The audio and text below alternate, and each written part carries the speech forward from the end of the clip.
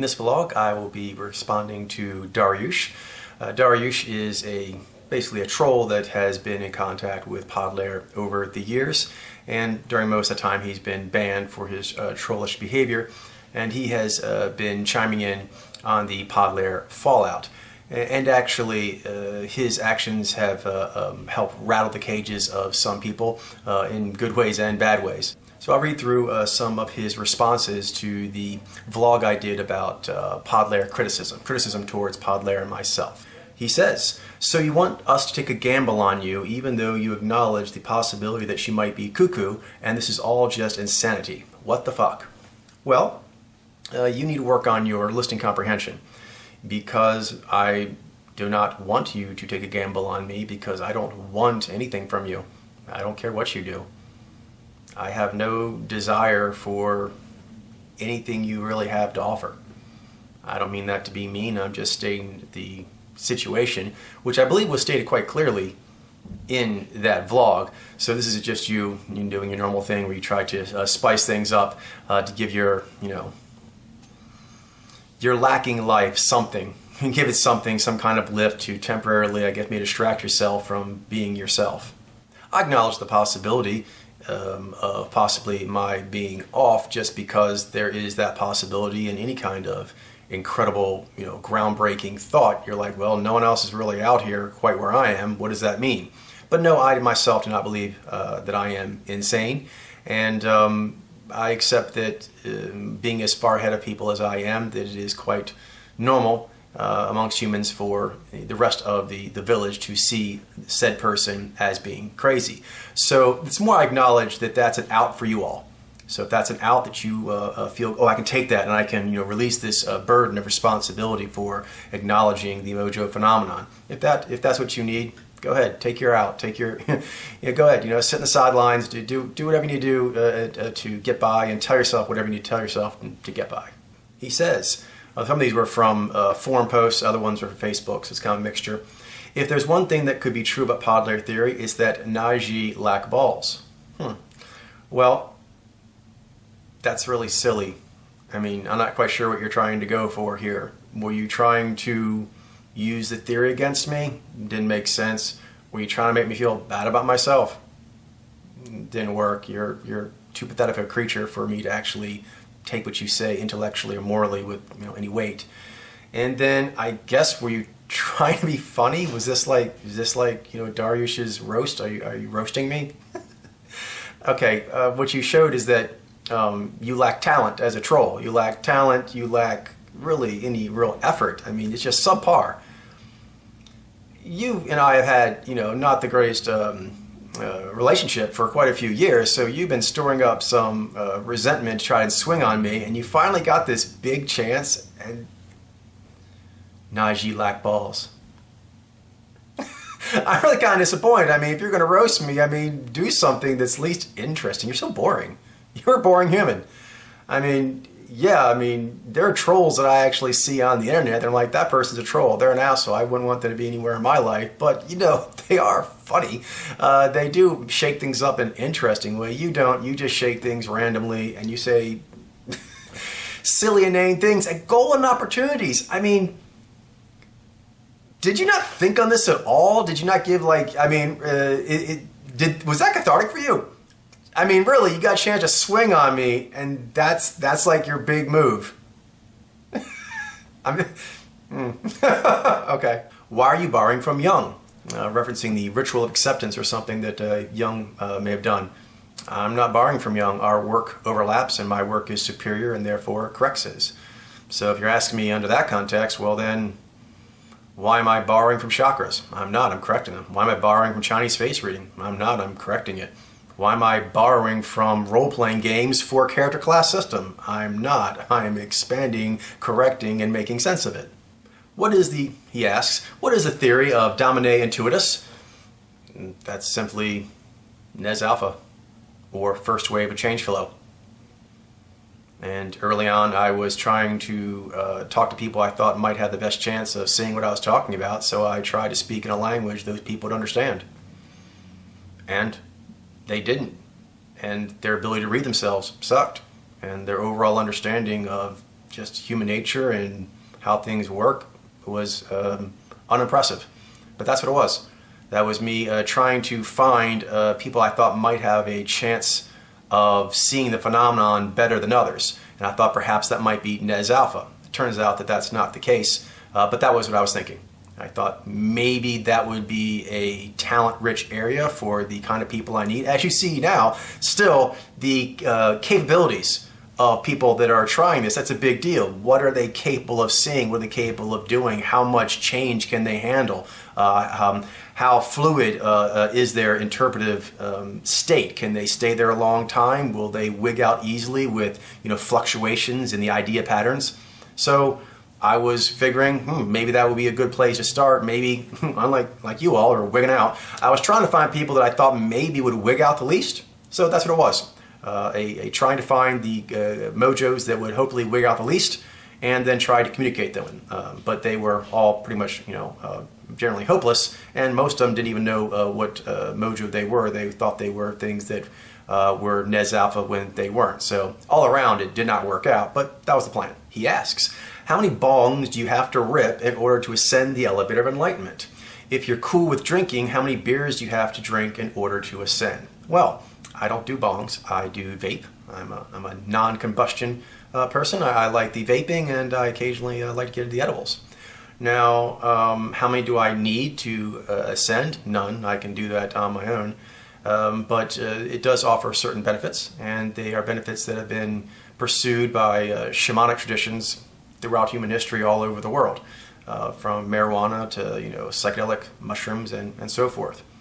As far as drinking, I mean, people can drink if they want to.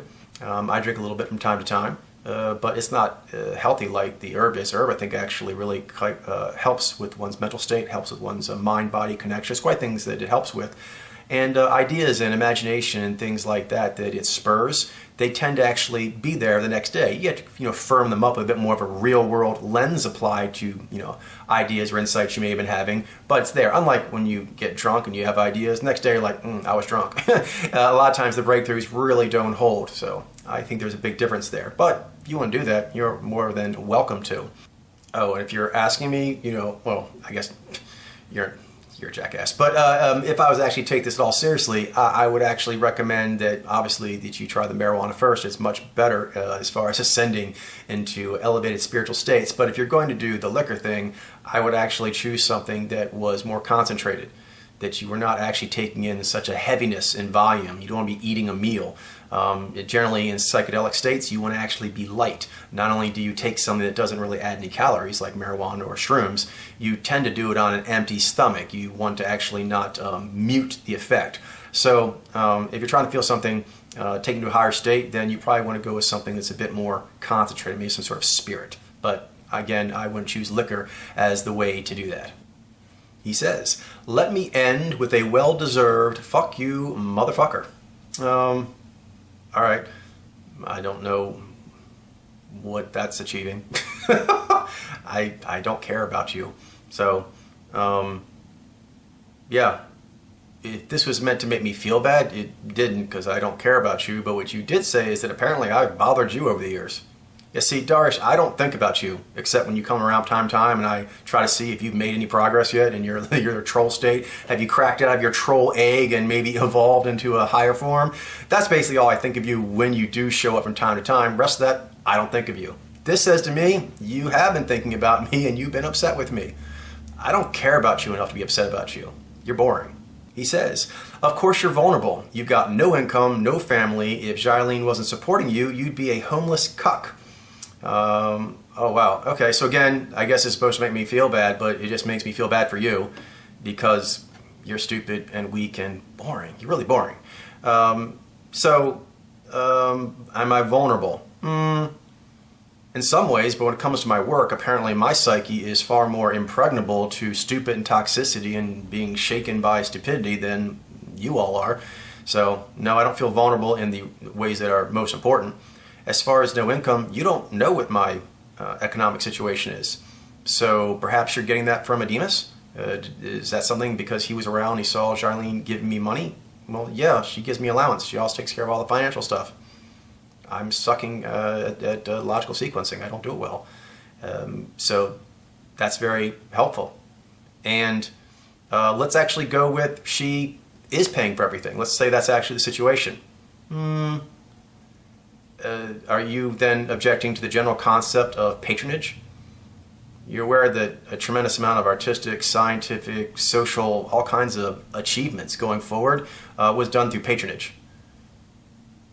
So that's, I'm not quite sure what you're attacking. It seems like you're attacking that. So again, this gets back to whether or not what I'm seeing is there or not. Because if it is, and I believe it or not, it is there, and I do believe it, and so Jailene sees it, and she believes in the cause, and so she's actually supporting the going forward of that campaign. That's actually a testament to both her dedication and a testament to I have something that is worth actually investing one's time in, their money, their headspace in. So, yeah, you're just showing you don't know how the world works, and like, you might have patronage. Well, when have I not said that Jailene, I don't know how I would do this without her? Organizing things, keeping things straight, keeping a nice, safe vibe. There's all kinds of things that she does besides finances that actually I would definitely call patronage, that I would not be able to do my work as well as I do it if that wasn't there. And I think that's a testament to what I'm doing and the importance of it. It's a testament to her that she sees that and is willing to support it, like really support it. If she wasn't supporting me, I'd be a homeless cuck. Again, you don't know my financial situation. You've gotten secondhand knowledge from a person who didn't know what was going on either. But again, a homeless cuck, you're just throwing words out. See, when people do this, something I learned, when I got in the mat back in the day, people do all kinds of war dance moves before they're going to actually, engage with you. And if they don't really have something, they should just have saved their time. They should save their calories. They should have saved, whatever muscles they flexed in their body to do that stupid war dance they did. Because if it doesn't have something to it, all you did was, I thought that you probably couldn't do takedowns as well as I can. But then you did your little shuffle, your little double leg shuffle, and I'm like, no, you definitely can't do it. So I was already feeling quite confident, and now your war dance, which just is supposed to pump you up and make me feel daunted, it didn't. It made me actually think that you were weaker than I already thought you were. So, homeless cuck. If I'm a cuck, that's because I'm using someone. No, I'm being used. A cuck is someone who's being used and is okay with it. So I wouldn't be a cuck then. I would be, even going by this, I'd be a bum, loser, but a cuck is like literally the wrong word. So you're like, Dad, you're just like throwing word salad out. Like, dude, if you're gonna be a troll, let me help you out. You need to make the insults a little more like applicable to something going out on the world so it doesn't just look totally silly. And you want to aim towards things the person actually has some insecurity about. I don't have insecurities about my work or the fact that a person would actually think it was so cool they want to invest heavily in it. Yeah, I don't. I have lots of things I feel bad about, and that's not one of them. He says, at least the Zini women are hot. If I'm actually Zini, at least I get the hottest women on the planet. So even now you're trying to insult me, but you're actually saying that maybe I actually have something and maybe I've read you correctly. Insult, insult. Okay, you're really doing this poorly. And the Zini women are hot. Well, that's a subjective opinion. I find other mojos more attractive personally. And then they're hot. Okay, so that's what you care about, having a boner and sticking your boner into things that you think are visually attractive. Okay, so message received. You're a jackass. He says, you're a demon. You killed Nisha. No, I'm not a demon. No human is a demon. That's a silly thing to say. You can be, possessed by demons, but no, I'm not a demon. And no, I don't feel that I killed Nisha, although I feel that I failed her. But yeah, I've already said what I need to say that on the filming I did regarding Nisha. He says, I look, I guess, like Jesus Christ. What's with the beard? You literally look like a Western depiction of Jesus Christ. I suggest you wear blue contact lenses. Well, you probably don't want to visit Portland, man. This thing, not unusual. I fit right in. So apparently there's a whole bunch of people here that to you look like a Western depiction of Jesus Christ. And I guess we should all get blue contact lenses. He says, why does Jarlene pay for everything while you just watch YouTube videos and smoke weed all day? All right. Well, again, you don't know our situation, but then as far as the YouTube videos, well, I watch them because that's the best thing to do. In fact, as I've said in other of these vlogs, you all are not watching enough. So what am I doing watching YouTube videos? I'm working, fool. I'm working. I'm grinding. That's what I'm doing. I'm getting my levels up. I'm getting XP. You are not. So, yeah, you are blaming me for actually doing really the only thing that's going to super help your tracking ability. So you're actually getting on me for being a tracker of human qualia through visible physiological cues by the only way that makes sense to do it. In large volume, being able to get samples from all over the world, yeah, YouTube videos. The fact that you think that's funny, I think is funny. Then smoke weed all day. I don't smoke, like I said, no combustion, I vape.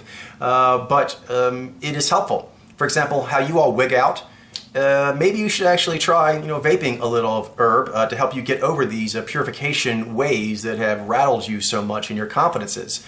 Because one thing that herb is good at is putting you in a state where you can just be okay with things that can be a little uncomfortable. So I can do what I do without it, but it makes it more pleasant, and it greatly helps in recovery.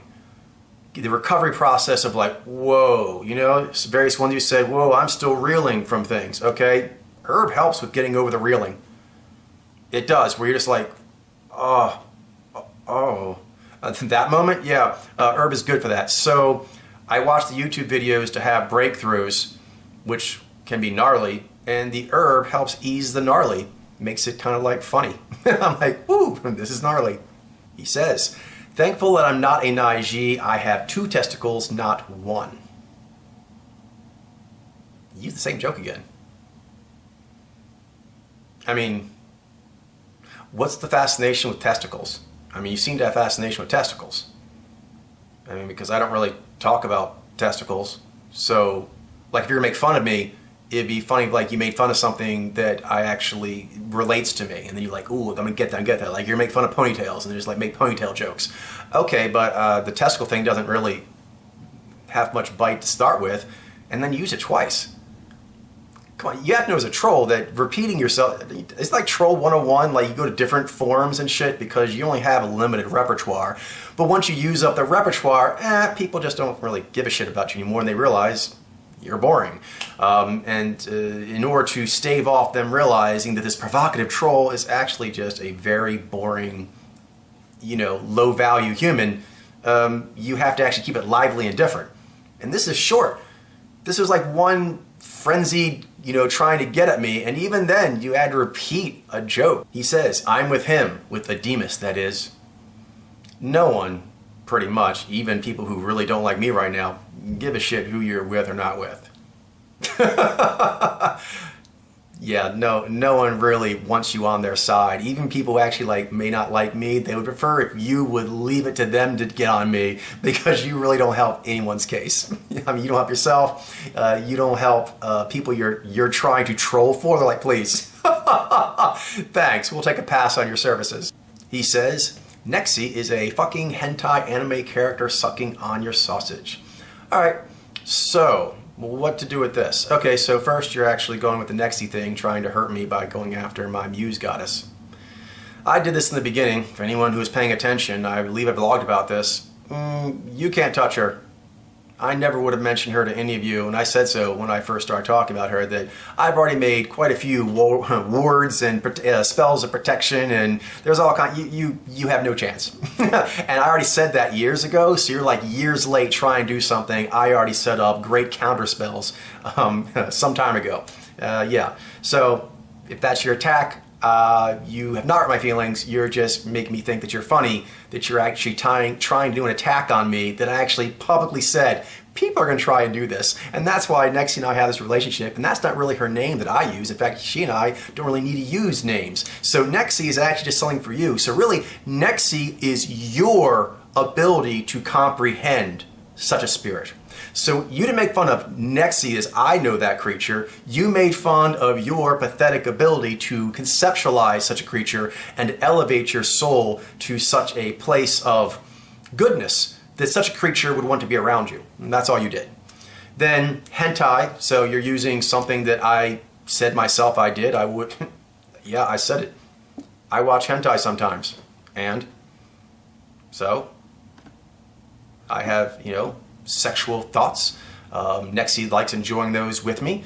We tend to have a fantastical way we do that in our mind's eye. And hentai has the kind of otherworldly, very colorful, very exaggerated form that plays nicely into it. So, yeah.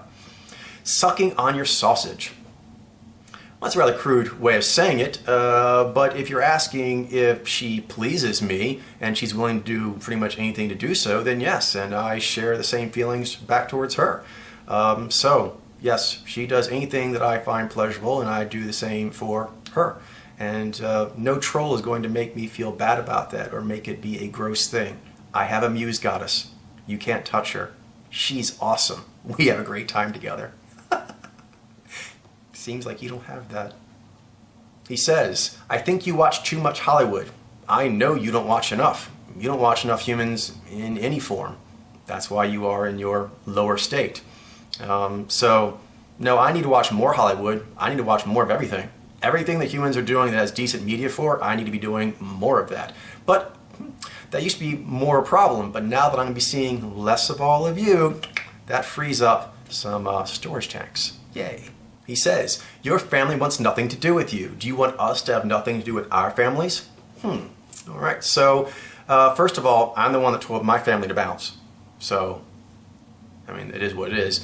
And I said I was sorry for how rough I did it, but I never apologized to them for the fact that I did it or the core message of what I said. Even during our recent reconciliation period, no, that was never on the table. Never on the table. I have the estranged relation with my family that is necessary given where they're all at and the work I need to do. Yeah. And if they're the ones who had told me to bounce because of what I'm doing. So either way, if I need to go my own way, it is what it is. And it's not unusual for that to be necessary when you actually have really groundbreaking thoughts. It is too upsetting to those around you, and that level of being upset can be dismissed or detached from more easily if they're not strongly in some way related or connected to you. When they are, that becomes much more of a challenge. So having to stay away from one's family, at least during some portion of one's life, is kind of like a classic part of growing up. For me, I'm having to do more of it longer because I'm an exceptional person. Exceptional people, whether it's science or art or whatever, it is difficult to be around others until they have gone off on their own and become what they need to become. They have flowered, and then they return to the world showing that flower, and hopefully some people appreciate it. Hopefully some of them are family. But if not, it is what it is. So then you're saying, do you want us to have nothing to do with your families? That's not for me to say. You do what you want to do. I no longer am concerned with that at all. But even back when I was, no, I never told people what they need to do in that regard. What I have said is this: you'll need to have, as best you can, an undistracted life. You do. You need to find out what you feel is most important for you to contribute to the greater good of humanity and yourself as far as growing, and then go do that. And I know this is not even just podler, this is just general good wisdom. Yeah, you're going to need to do that. Your family can't handle it, so be it. I don't care if you do it for podler or whatever. Maybe you want to go do rock music. Maybe you actually want to sell all your money and go do, I don't know, charity work in Zimbabwe or something. I don't know. But there's any number of things that could be something you feel is noble to do that your family may not be cool with. And my answer is find yourself first and then find your family and what relationship you can have. What podler plays in that is really, for me, no difference. But I would offer that advice to anyone on anything as far as being all they can be and the influence of others, even those influences of religious leaders, of leaders of their country or community, their family, anything like that. Yes, none of that trumps seeing what you believe is the truest thing and the best thing to be doing, and then going and pursuing that, and then people are going to react as they react. and you have to be strong enough to do your own thing. He asks, do you blame dead Lyra for Nisha's death? I already said what I think about that in my vlog about Nisha, that he does share some blame. There's plenty of blame to go around for that tragedy. So yes, to some degree, I blame myself too. But yeah, to some degree, I blame him. And then you use the word dead as an adjective. You're really bad at like this emotional toning thing. It's very clumsy and obvious. Is that supposed to make me feel bad about blaming him? So what if a murder suspect is found out, but it turns out they're dead? We don't say it. We don't close the case. We don't give closure on that because it's a dead person. Yeah, I don't I don't extend that degree of excessive respect to the dead. That's stupid. He says, ban me, motherfucker. You're so boring and unimportant, useless, that we could have banned you when we were on the road with the cell phones or whatever, but, you know, Charlene's like, should we do that, whatever? And I'm like, we have more important things to be doing right now. You're unimportant. So, I don't know, did we ban you? We'll probably ban you at some point. Really, I think that you would want me to respond more to this and make you feel like, ooh, you're this dangerous person that needs to be dealt with. No, you're like, what? He's doing what? No, gosh, really? Still doing that? Boring. So boring. All right, so that's a lot of what he has to say. He's also put things on Facebook, but I don't really need to get into that because it's kind of the same sort of thing, but just toned down. But that's what he wants to be talking about. In fact, he's been told by some people that he needs to back off on doing that. But this is kind of the gist of his attack, his push. All right, so I'm going to close up here, Darioush, because, you know, again, trying to be as helpful as you as I can, because I don't really have the ill will that you do. I don't.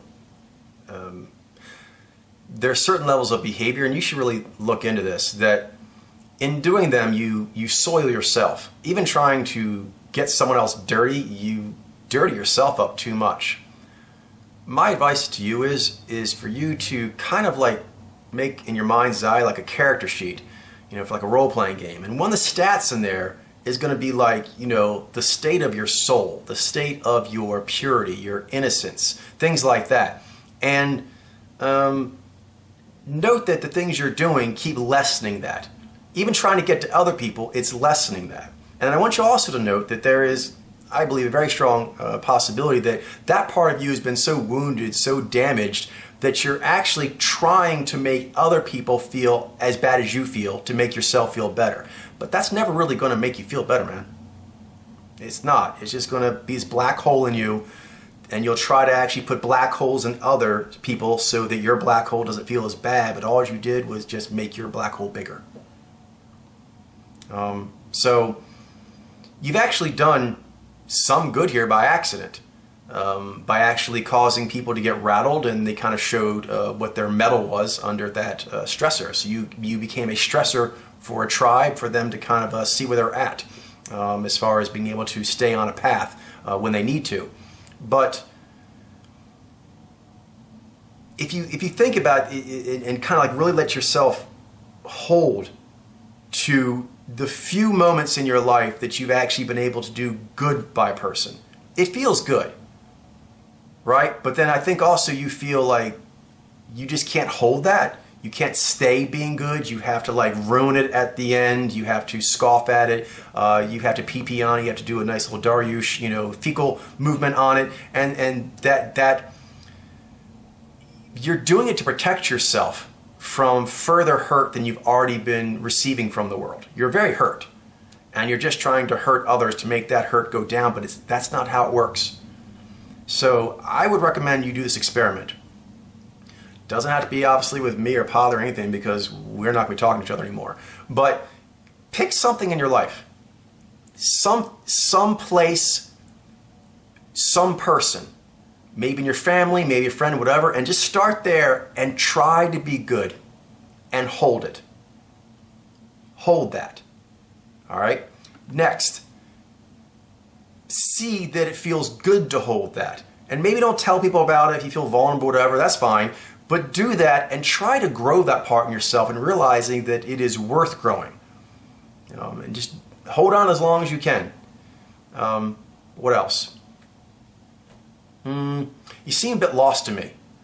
And it doesn't seem like you are super pumped up about the various career possibilities you have going forward, even though they may be like good ones for like,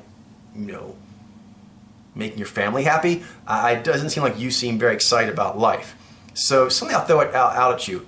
You're a troll.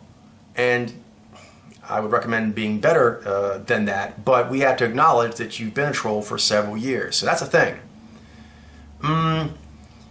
I think a lot of careers that you're going to go into are not going to give you the opportunities to troll like you want to. You're going to have to, as you get more, grown up, you're going to have to, I can't troll like I used to. Have you considered being a journalist?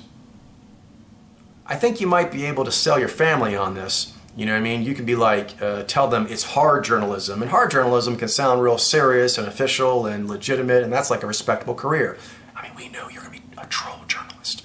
But you could probably tell your family you're going to be a hard journalist. And then you can keep doing these things that you need your fixes for. You can have, aliases, because you tend to like to engage, but not really be there to take back or to handle the pushback. So you can actually troll and use pseudonyms. You can use pen names, and you can have multiple identities and put what you have in you out. You need to actually have more of a dialogue. One, you need more volume for you to understand exactly what's going on with you in existence. But also, I think you just need a chance to really see what you're about. You're mainly just leaking places you can leak. It seems to me from like videos I see of you, you seem pretty... So I think you've gone most of your life, and probably still now, where you're really, and then, when moments happen, you're like, bukkake, bukkake, bukkake. I mean, you kind of just freak the fuck out. So, are you, even as a troll, are you pleased with such a low level of impulse control? I mean, you can study lots of things in science and psychology. Impulse control is a huge deal, and actually being able to stay on a given course that's positive, on being able to have relationships and handle the ups and downs that go with that. In general, you need to work on that. And so you seem really locked down, and then you seem like you kind of just spew. So trying to unify those two parts into a more healthy whole would be a good idea for you to pursue. And you need to express yourself more. I think if you go into a career that's real technical, that does not really offer a lot of expressing of yourself as part of the job, your abilities to leak this out, and you need to kind of like vent this, not with people who don't deserve it, but you need to actually find some outlet for you to vent this, and you have a lot that needs to be vented out. And if you go into a lot of careers, that's going to shut that down. And I think you'll get more fucked up. I think that's what is likely to happen. So for you, do what you want with this, but this is my parting gift to you. I would recommend looking and merging those two parts of yourself into something better, and then trying to find something that is pure and good that you could really be heroic for. One place, one person, anything, even if it's like something that most people that know you don't know about, but feel how good that is. And then once you realize that it feels good and it actually does build you, start using that to grow out. That Darioush you find in that better place, wherever that is for you, that can finally, grow you into something better. Take that Darioush out and see how many other places he can live and thrive. And then hopefully you'll have, eventually a whole better you. But you've really stagnated.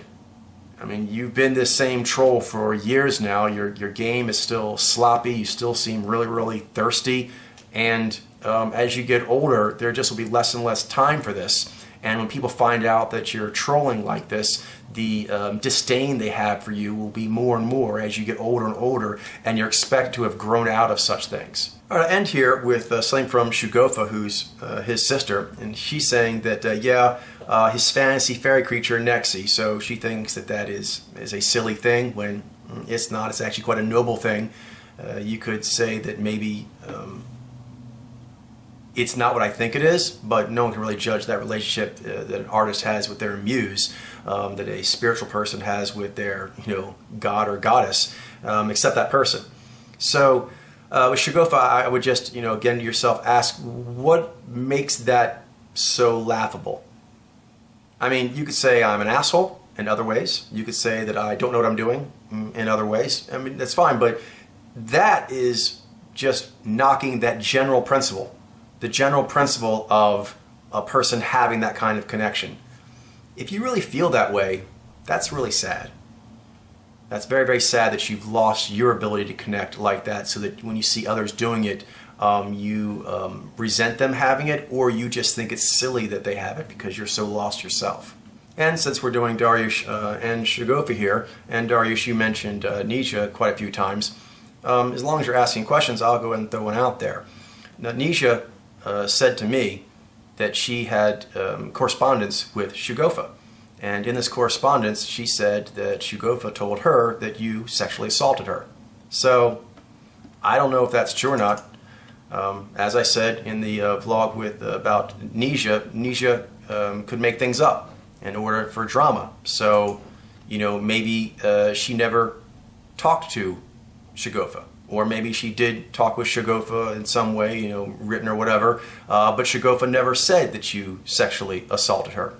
But Nisha also had like a radar for drama, so she didn't just always make things up. She would try to find things that were dramatic and make sure she could, bring it to someone's attention to get credit for show and tell of something, kind of messed up. So maybe you did. So maybe she never contacted Shugofa. Maybe Shugofa never told her that, or maybe she did. Maybe you did. Who knows? So, go ahead and give your thoughts on that if you want. I really, I'm stepping away from this family, and I'm going to be going on to better things. But you need to be careful about the kinds of accusations you throw around when yourself, you seem like quite a sick person. And people would believe quite a few bad things about you. In fact, when Nisha brought that to me, I resisted because I didn't want to just jump on the bandwagon of, well, yeah, he does look like a sick fucker, and him and his sister seem like they have some strange kind of chemistry going on, so I don't know what that is, but I don't take the easy bait, which is why I never mentioned it. In fact, I'm only bringing it up now because you seem to want to talk about Nisha and how that relates to me. Well, there are things about Nisha that relate to you. So as long as we're actually being forthcoming, there we are. But I think this is really all that you are going to be getting from me going forward, because you just need to do something better, man. Anywhere, somewhere, get some help. That's my recommendation. I don't have that help for you. I don't know who does, but I would seriously recommend that you go get some help.